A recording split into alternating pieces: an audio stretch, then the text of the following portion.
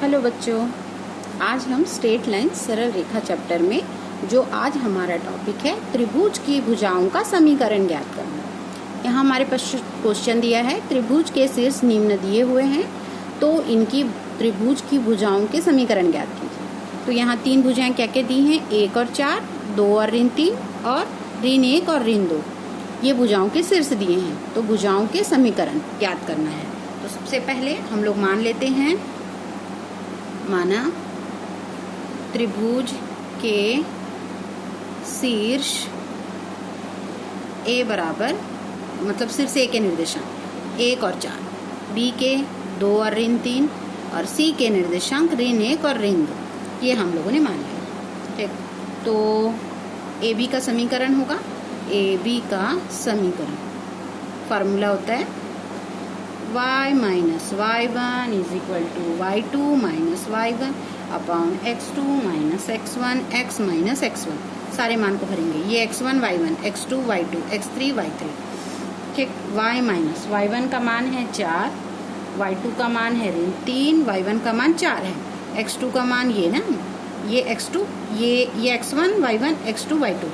तो यहाँ x2 हो जाएगा हमारा 2 ऋण 1, यहाँ x ऋण x1 का मान 1 है तो ये हो जाएगा y ऋण 4 है, यहाँ ऋण 7 बटे में 1, यहाँ x ऋण 1 है। इसको सॉल्व करेंगे आगे, y ऋण 4 है, अंदर में ये -7 मल्टीप्लाई करेंगे तो -7x माइनस माइनस क्या हो जाएगा, +7 हो जाएगा। इस तरफ ले आती हूँ तो ये ऋण इधर आया तो धन हो गया, धन 7x हुआ, धन y है, ये ऋण 4 को उधर ले जाती हूँ, 7 ऋण 4 उधर गया तो धन 4 हो गया, 7x धन y बराबर 7 4 11। ये हमारा पहला समीकरण निकला। ठीक है, ये पहला है, ए बी का समीकरण निकल गया। अब हम लोग दूसरी भुजा निकाल रहे हैं, बी सी का समीकरण। बी सी, ये पहला समीकरण है, इसको मैं ऐसे बंद करके बी सी का समीकरण निकाल रही हूँ।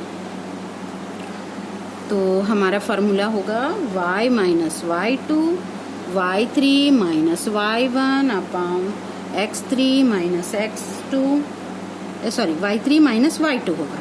ठीक, और यहाँ पे x माइनस x2, फिर से बता रही हूँ, y minus y2 y3 minus y2 x3 minus x2 x minus x2, ये फार्मूला होगा। ठीक, अब इसमें सारे मान को रखते हैं। यहाँ y माइनस, हमने आपको पहले बताया था, एक बार और फिर दिखा देती हूँ।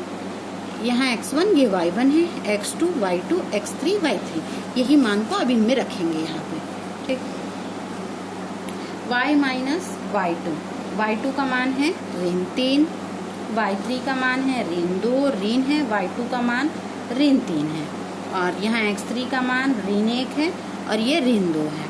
कोष्टक में x माइनस x2 का मान 2 है।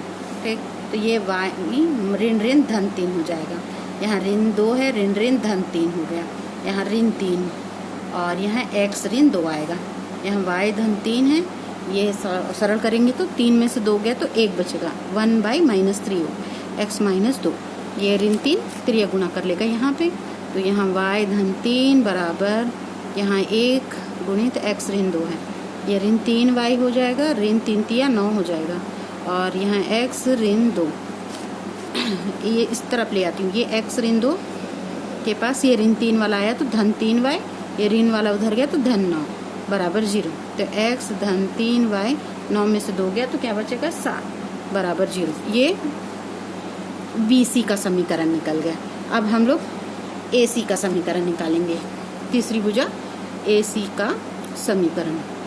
फिर फार्मूला होगा यहाँ y माइनस y1, यहाँ बनेगा y3 minus y1 x3 minus x1 और x माइनस x1।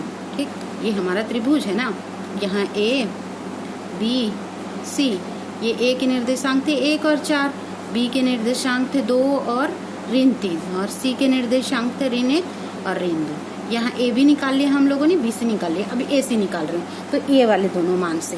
ठीक, तो यहाँ भी सारे मान को भर देंगे, y माइनस y1 का मान है 4 और y3 का मान है ऋण 2, ऋण y1 का मान ऋण 4 है, और x3 का मान ऋण 1 है, यहाँ भी ऋण 1 है, x माइनस x1 का मान 1 है। अब फिर से इन सबको सरल करेंगे। तो यहाँ सरल करेंगे तो y ऋण 4 हुआ, यहाँ ऋण 6 बटे में ऋण 2, x ऋण 1 यहाँ तक, y ऋण 4 था, ये ऋण ऋण धन हो गया, 2 एकम 2 तिया 6, तो यहाँ 3 बचा, x ऋण 1 अंदर में गुणा करेगा, y ऋण 4, ये 3x ऋण 3 हो जाए। अब इस तरफ सबको ले आती हूँ, 3x ऋण 3 है, ये धन y उधर गया तो माइनस y हो जाएगा, ऋण 4 धन 4 हो जाएगा बराबर 0। तो 3x माइनस y, 4 में से 3 गया तो 1 बचेगा बराबर 0। ये अब हमारे पास 3 समीकरण हमारे निकल गए हैं। ये जो है AC का समीकरण है, तीनों भुजाओं के समीकरण हमने ज्ञात कर लिए हैं, ये हमारा आंसर बने।